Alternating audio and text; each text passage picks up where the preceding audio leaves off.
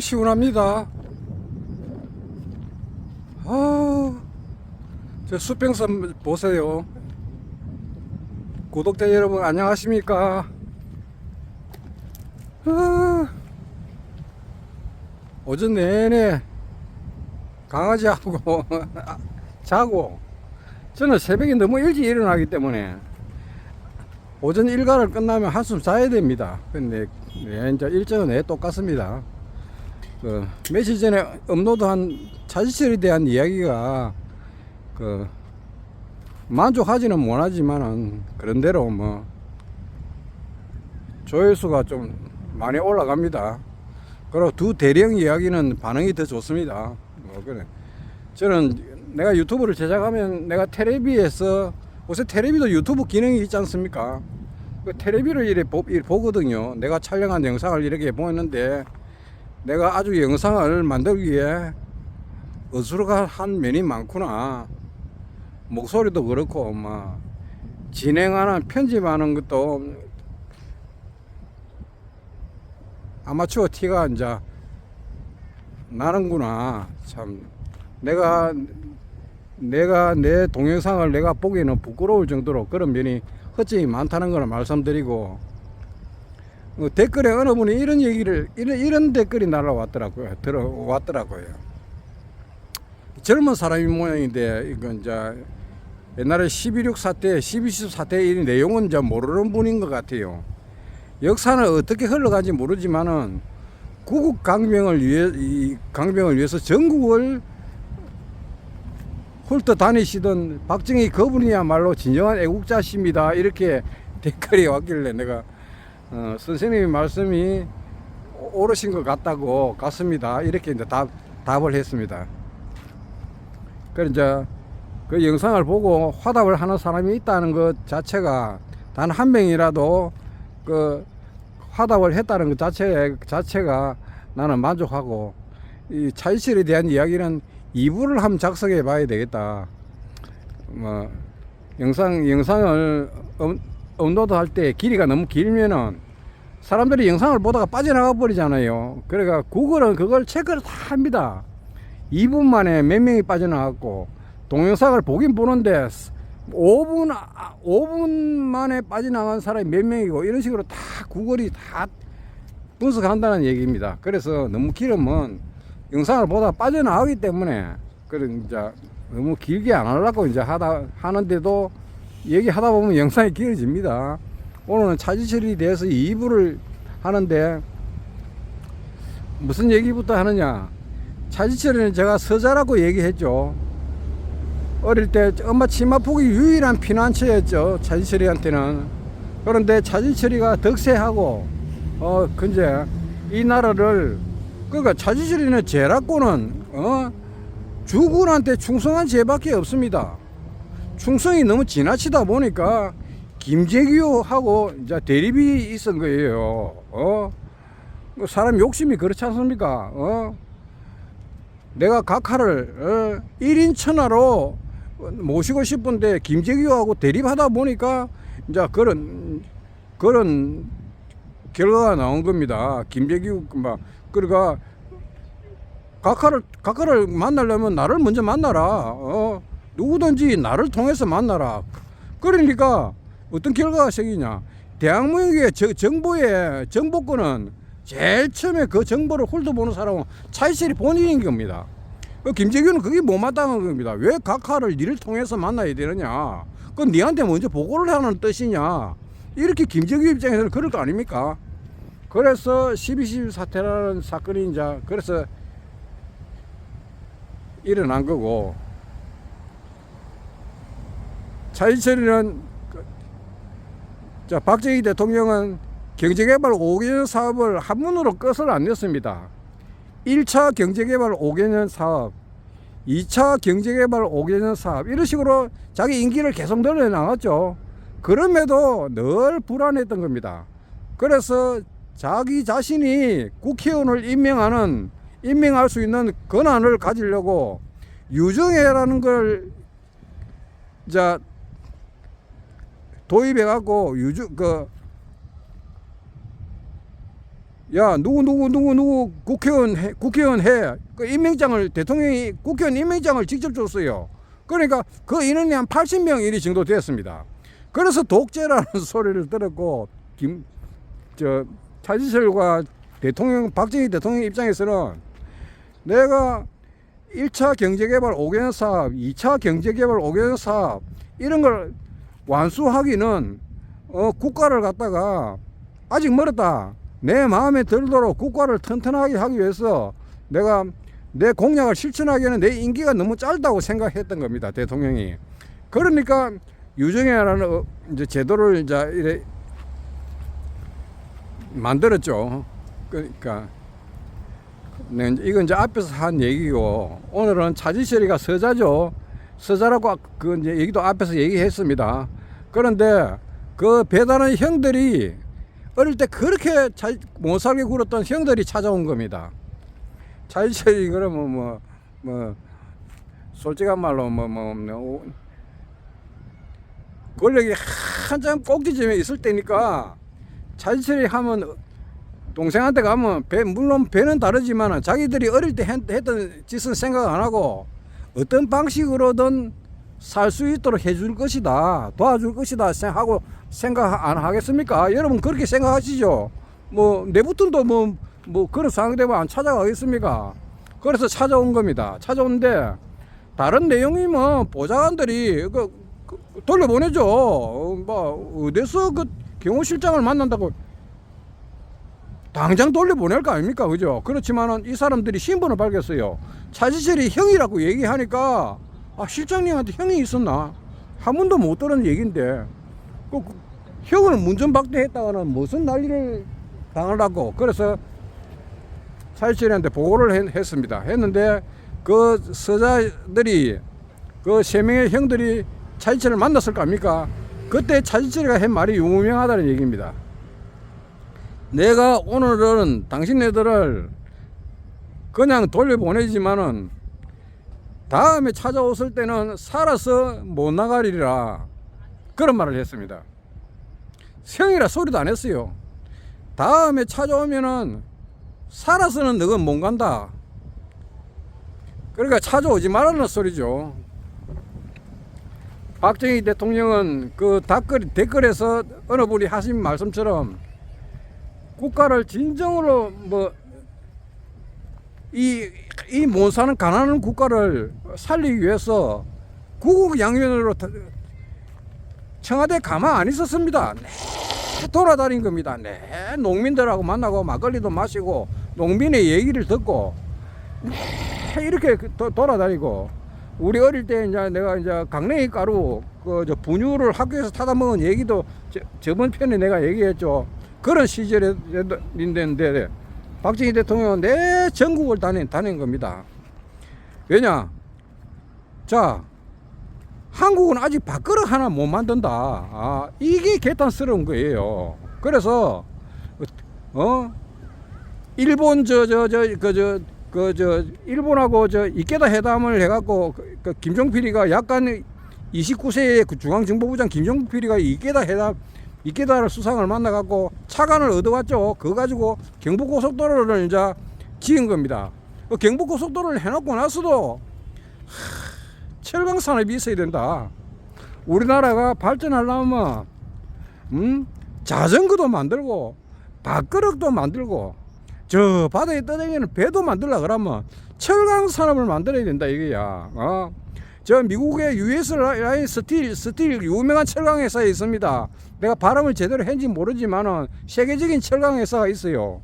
그 일본의 신일본제철 아직도 짱짱합니다. 그 회사에 우리나라에 같으면 현대자동차 같으면 포스코 같으면 포스코 직원들은 결혼식에 가도 양복 입고 안 가요. 포스코 작업복 입고 간답니다. 그 회사의 직장에 대한 자부심이 그만큼 있는 게야. 그 사람들이 저 포스코 직원이다, 현대자동차 직원이다, 더 알아주는 기라 그 사람을. 지금은 신의 직장처럼 이렇게 이제 우리가 이제 알고 있다 아닙니까? 연봉도 세고. 그래 신일본 제철, 일본에서는 제철이 그런 회사예요. 토요타 이런 것처럼 아주 참 대단한 직장입니다. 그러니까 박정희는 할 생각에 우리나라는 그걸 하나 가져야 되는데 제철소를 하나 가져야 되는데 이러면서 전국 땅을 물색하고 댕겼어요. 청와대 안 있었습니다. 내 전국을 돌아다녔는데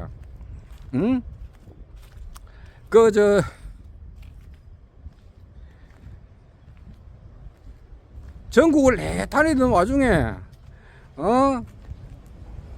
계면년 보릿고개 속에 홍수가 섬진강에 홍수가 나가지고 강이 범람해갖고 하동포구가 하고 막 저쪽에 섬진강이 전라도 경상도 경계선 아닙니까? 완전히 잠겨갖고 수위가 난 겁니다. 크게. 그 대통령이 이제 그쪽으로 이제 방향을 돌린 겁니다. 그냥 뭐 그걸 보기 위해서 청와대에 놓은 게 아니고 제철소 자리를 마땅한 자리가 없어가지고 이렇게 둘러보던 와중에 섬진강 홍수가 났다는 소리를 듣고 이제 박정희가 간 겁니다. 대통령이. 그러니까 대통령이 수행하니까 그 당시에 수행원이 누구냐 그러면 차지철이었습니다. 경호실장이 아니고 유정의 국회의원. 차지철이는 육군 중령 출신입니다. 유정의 국회의원으로 등용한 사람이 유경수 여사죠. 그래서 차지철이가 장군이 못 되고 육군 중령이 군생활의 정점이었다는 얘기입니다. 국회의원으로 등용됐기 때문에 이제 군생활은 육군 중령이 마지막인 겁니다. 그래야 차지철 의원이 박정희를 보좌해갖고 물론 그때도 경호실장이 있고 뭐 비서실장이 그거 다 있지요. 있지만은 차지철 의원이 앞에 서가고 대통령을 갖다가 참 이렇게 참 수행해갖고 다녔던 겁니다. 그런데 대통령이 하동포구에서 섬진강에 와서 보니까 기가 막힌 겁니다. 하동포구가 섬진강이 범람해갖고 하동포구가 완전히 물에 잠긴 모습을 보니까 억장이 무너진 거예요. 대통령이. 전라도 경상도 양쪽 지방에 물이 대범람해갖고 논이고 밭이고 몽땅 다 잠긴 거 보니까 막 기가 막힌 겁니다. 국가에 재정은 없고 돈은 없고. 그래서 대통령이 수해 현장에 왔으니까 저쪽에 전라도 쪽에 도지사도 왔을 끼고 여기 경상도 쪽에 도지사도 왔을 끼고 막 그렇지 않습니까? 그럼 여러분 도지사도 나름대로 고위 관료 아닙니까? 그러니까 도지사도 수행원이 있습니다. 도지사가 움직이면 비서실장이 있고 보좌관이 있고 이런 겁니다. 대통령만 있는 게 아니고. 그러니까 오니까 사람이 많죠. 그런 와중에 대통령이 수해 현장을 보고 혀를 끌끌 차면서 이 문제를 참 머리가 아픈 겁니다. 국가에 재정은 없는 데다가 5년 보릿고개 시절에 이 논하고 몽땅 물에 잠긴 꼴을 보니까 막 걱정이 앞선 겁니다. 국민들이 볼 낯이 없는 거죠. 그래서 호주문에서 담배를 하나 꺼내가 입에 물었습니다. 그러니까 박정희 대통령이 우리가 기록 영화에서 보다시피 늘 코트를 입고 다녔죠. 키는 작아도 거기에 맞는 코트를 입고 다니는데 주머니에 손을 내갖고 움찔러 그러니까 나이따를 찾는 겁니다. 나이따. 그러니까 그 당시에 나이따 지금 300원짜리 지금 얼마 난 담배 안 피우니까 모르겠다만은 불티나가 처음 나왔을 때예요. 요즘은 불티나가 좀 잘 조정이 돼 가지고 그런 사건이 없지만은 옛날에 우리 어릴 때 불티나 그때는 나도 담배를 피우고 잘 압니다.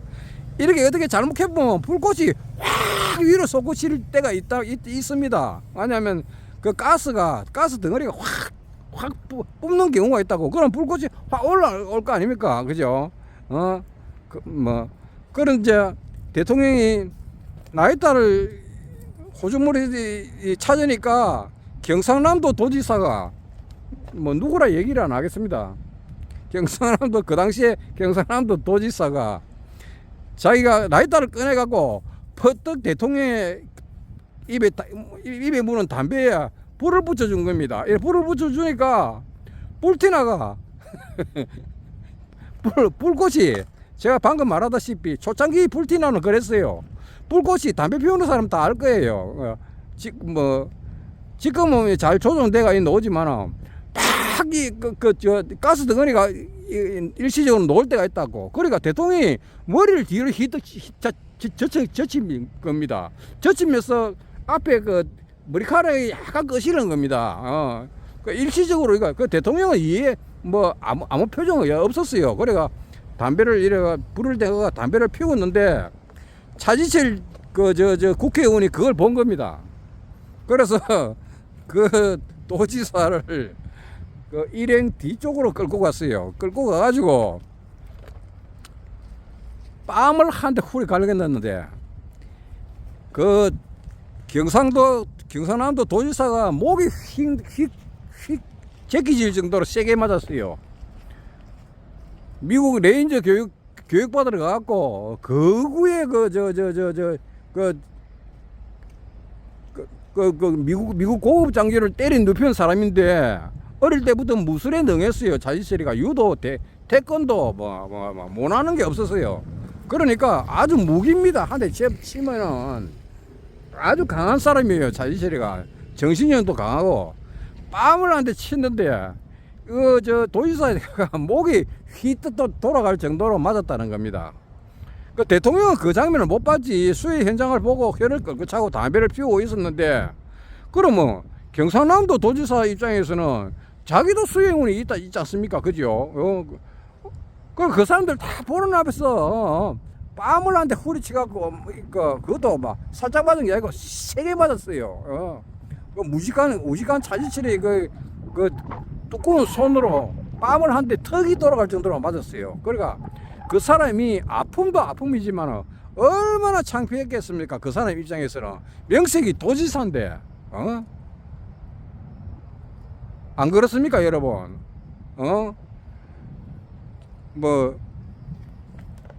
참 옛날에 고을 살도만 하더라도 그 쩡쩡하고 파출소 순경방 하더라도 세도가였고 그런 시절에 도지사 그러면 굉장한 그 스케일인데 그런 상황이 벌어졌으니까 도지사 입장에서는 아픈 거는 뒷전이고 얼마나 창피했겠습니까, 여러분.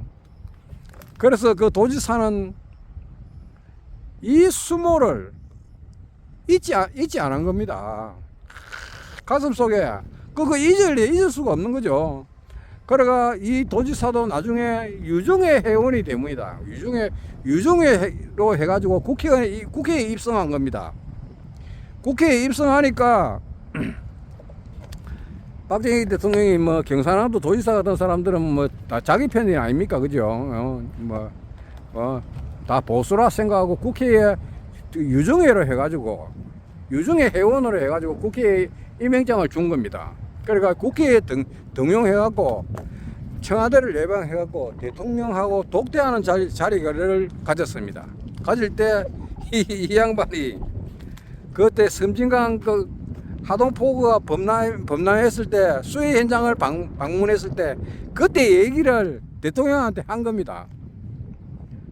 자기전에 뺨을 얼마나 세게 맞았는지 천추에 가슴에 한이 맺힙니다. 각하 이런 식으로 얘기했겠죠.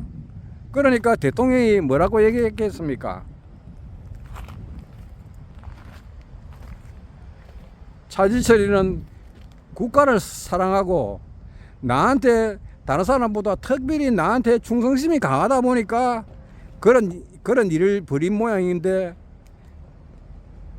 자네가 가슴속에 담아두지 말고 이 일은 묻어두게나 그게 나을 것 같다고 그래 대통령이 얘기한 겁니다. 자네한테.